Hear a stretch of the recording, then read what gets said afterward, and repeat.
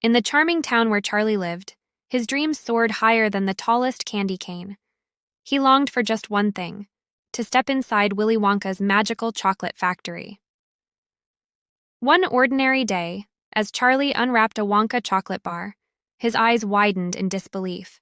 Gleaming inside the wrapper was a golden ticket, granting him the extraordinary opportunity to tour the factory. With excitement bubbling inside him like fizzy soda, Charlie dashed to the factory gates. As he stepped through, he found himself in a world beyond his wildest dreams: chocolate rivers, candy trees, and rooms filled with bubbling cauldrons of sweets. But Charlie's curiosity soon led him astray.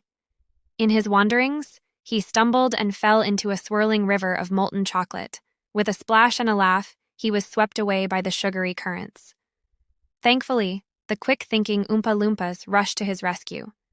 With their nimble fingers and kind hearts, they pulled Charlie from the chocolatey depths, safe and sound. Unfazed by his chocolatey mishap, Charlie continued his tour.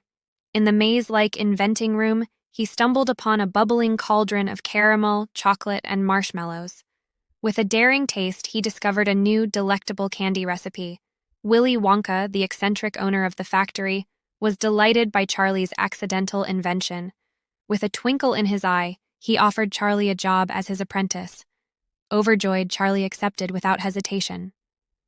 Together, Charlie and Wonka spent their days dreaming up new flavors, experimenting with ingredients, and creating the most incredible sweets imaginable.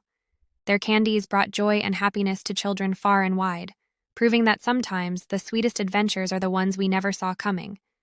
And as Charlie looked back on his journey, from unwrapping a golden ticket to becoming Willy Wonka's apprentice, he knew that dreams really could come true in the most unexpected ways.